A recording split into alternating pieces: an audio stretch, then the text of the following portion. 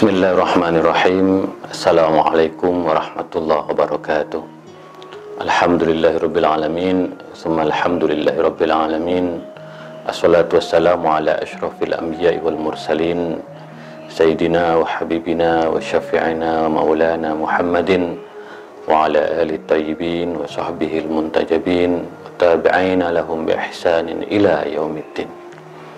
Sahabat Islam Ramah, kita akan melanjutkan kajian tentang akhlak Rasulullah Sallallahu Alaihi Wasallam, akhlak yang akan kita jadikan pedoman dan pegangan dalam hidup kita, karena rumus dan kuncinya adalah kalau kita terus berpedoman kepada akhlak Rasulullah, insya Allah kehidupan kita akan selamat, akan bermanfaat bagi orang lain dan memberikan makna dalam seluruh perjalanan hidup kita. Maka dari itu marilah kita senantiasa meneladani akhlak Rasulullah Sallallahu Alaihi Wasallam dalam berbagai persoalan dalam hidup ini, karena dengan akhlak kita akan merasakan betapa indahnya hidup di dunia ini. Sahabat Islam Ramah, bahwa seperti biasa dalam mengaji akhlak Rasulullah edisi kali ini, saya akan mengangkat tema berbuat baik pada orang lain. Berbuat baik kepada orang lain sesungguhnya akhlak yang harus kita tanamkan dan tumbuhkan dalam diri kita, karena seperti yang disampaikan oleh Ibnu Khaldun bahwa kita adalah makhluk yang madaniyun bitabai, makhluk yang membutuhkan orang lain, dan karena itu kita selalu berhubungan, berinteraksi dengan orang lain. Kita tidak bisa hidup sendiri. Dalam lingkup masyarakat manapun, kita pasti akan berjumpa dan berhubungan dengan orang lain. Maka Imam Ali karramallahu wajhah mengingatkan kepada kita bahwa setiap dari kita sungguhnya membutuhkan manusia yang lain. Kita harus mengulurkan tangan, bergandengan tangan, sehingga hidup kita penuh dengan keceriaan, kebahagiaan. Karena ada orang lain yang perhatian sama kita, ada orang lain yang membantu kita, ada orang lain yang berbagi pikiran dan gagasan dengan kita. Di dalam bahasa Arabnya dikenal dengan istilah husnul isyrah atau husnul muasyarah, bahwa kita harus berbuat baik kepada orang lain, harus bersahabat dengan orang lain, harus bersaudara dengan orang lain. Nah, kita beruntung dalam budaya Nusantara ini, kita mempunyai budaya gotong royong, budaya guyup, budaya bersaudara. Orang Madura itu ada istilah taretan tibik saudara sendiri. Ini bagian dari akhlak husnul isyrah, husnul muasyarah. Seluruh persoalan itu bisa kita pecahkan kalau kita punya budaya berbuat baik kepada orang lain. Maka Rasulullah dan Allah sendiri mengingatkan kepada kita bahwa lingkup di mana kita belajar mengembangkan akhlak berbuat baik pada orang lain itu harus dimulai dari keluarga. Dikenal wa ashiruhunna bil ma'ruf. Hendaklah kamu memperlakukan istri-istrimu dengan penuh kebijakan, dengan penuh kebaikan, dengan penuh kearifan. Nah, ini sebenarnya tanggung jawab bahwa kita sebagai laki-laki harus berbuat baik kepada istri kita, anak-anak kita, dan terhadap perempuan. Karena itulah lalu kita mengenal dalam studi kesetaraan gender pada masa modern bahwa salah satu perilaku di mana dianggap bagian dari perilaku baik terhadap orang lain ketika kita memperlakukan perempuan, terutama bagi kaum laki-laki. Maka itu menjadi bagian dari pembelajaran kita untuk terus berbuat baik kepada orang lain. Maka Nabi mengingatkan kepada kita, la yu'minu ahadukum hatta yuhibba li akhihi ma yuhibba li nafsihi. Sungguhnya di antara kalian tidak disebut beriman hingga mencintai saudaranya melebihi cinta pada diri sendiri. Jadi Rasulullah sudah memberikan pedoman kepada kita bahwa cinta sekalipun harus diberikan kepada saudara kita, melebihi cinta kepada diri kita sendiri. Itu artinya bahwa kita harus terus berbuat baik kepada orang lain, lebih-lebih adalah perempuan-perempuan saudara yang berada di sekitar kita. Nah, ini akhlak Rasulullah yang terus ditanamkan kepada kita supaya kita senantiasa menebarkan kebaikan. Di dalam Al-Quran disebutkan kuntum khairu ummatin ukhrijat linnas ta'muruna bil ma'ruf. Kalian sungguhnya adalah sebaik-baiknya umat yang dihadirkan kepada manusia yang lain, mengajak pada kebaikan.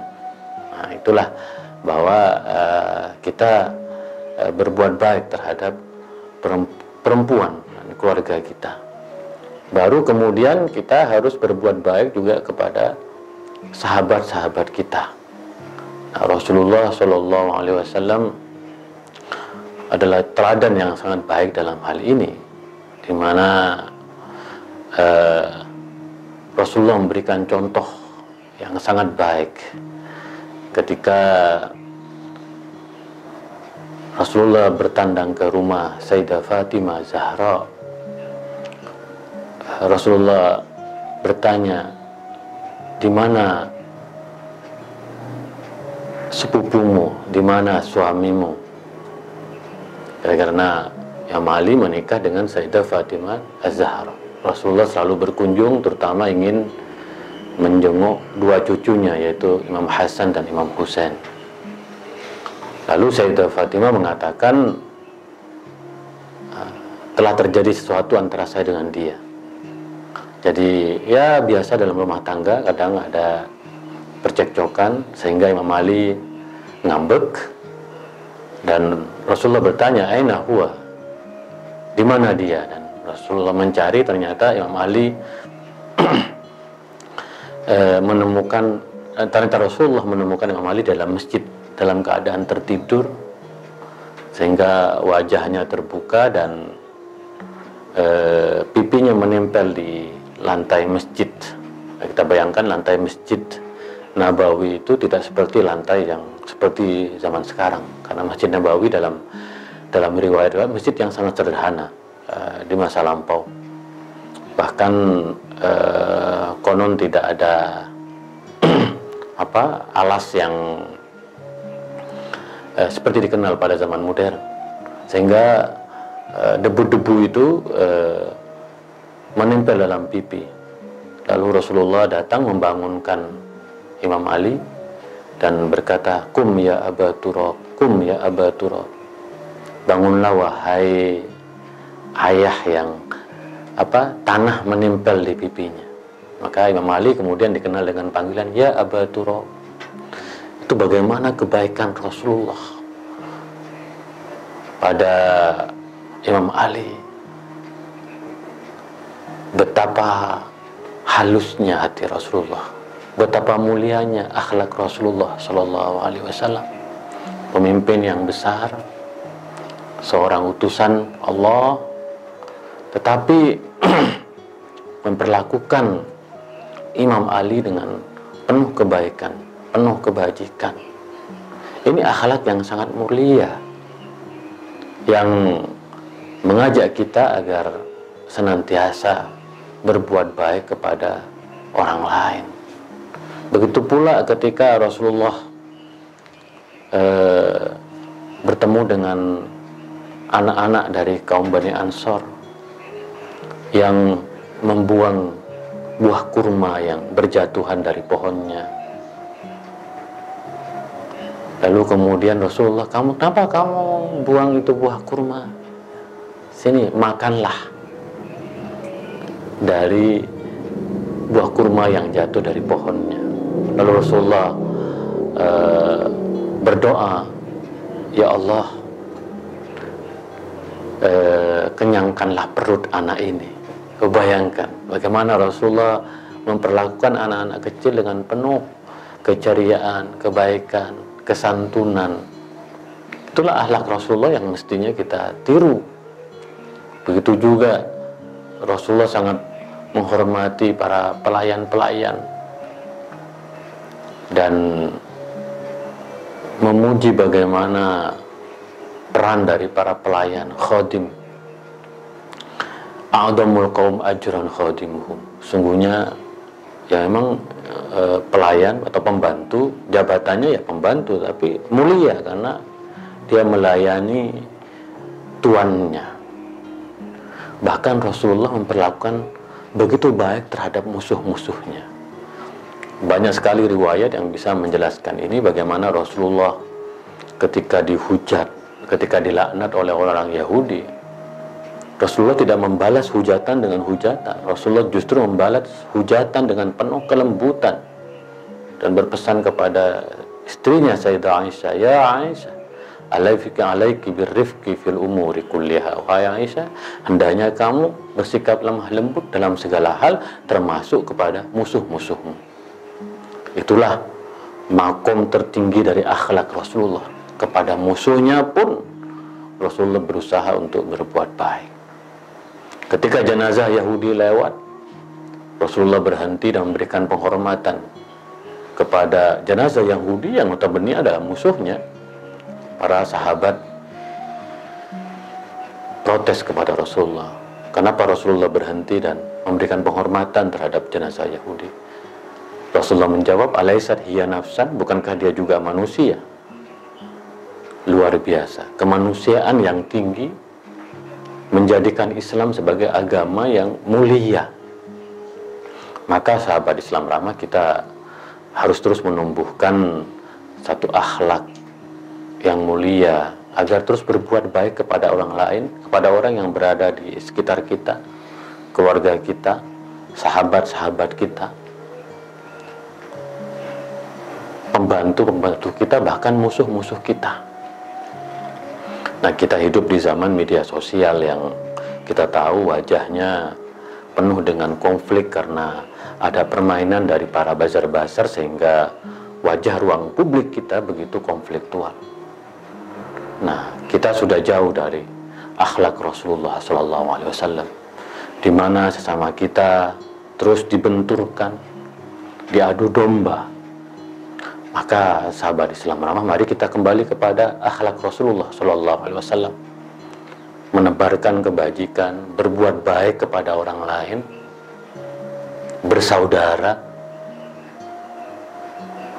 menjauhkan segala model bentuk perseteruan dan permusuhan. Kita harus move on. Kita harus terus menjadikan persahabatan, persaudaraan ini sebagai kekuatan dalam kita menjalin kehidupan di tengah-tengah masyarakat kita. Dan dalam konteks berbangsa, kita tidak akan pernah menjadi bangsa yang besar kalau di antara kita tidak ada persaudaraan dan persahabatan. Maka marilah kita mulai dengan sesuatu yang sederhana, yaitu berbuat baik kepada orang lain. Kurangi rasa dengki, rasa benci, bahkan permusuhan terhadap orang lain. Apalagi hanya sekedar perbedaan politik. Perbedaan itu sesuatu yang niscaya dalam hidup ini, tetapi persaudaraan dan persahabatan merupakan kunci keberhasilan kita dalam hidup. Kalau kita terus bermusuhan, kalau kita terus berkonflik, maka yang rugi adalah kita sendiri. Mari kita tiru akhlak Rasulullah, berbuat baik kepada orang lain. Sahabat Islam ramah, itulah kira-kira ngaji akhlak Rasulullah pada episode kali ini. Kita akan lanjutkan esok hari. Kurang lebihnya mohon maaf. Wa ma taufiqi illa billah, alaihi tawakkaltu ila unib. Wa akhiru da'wana alhamdulillahi rabbil alamin. Wallahul muwaffiq ila aqwamit thoriq. Assalamualaikum warahmatullahi wabarakatuh.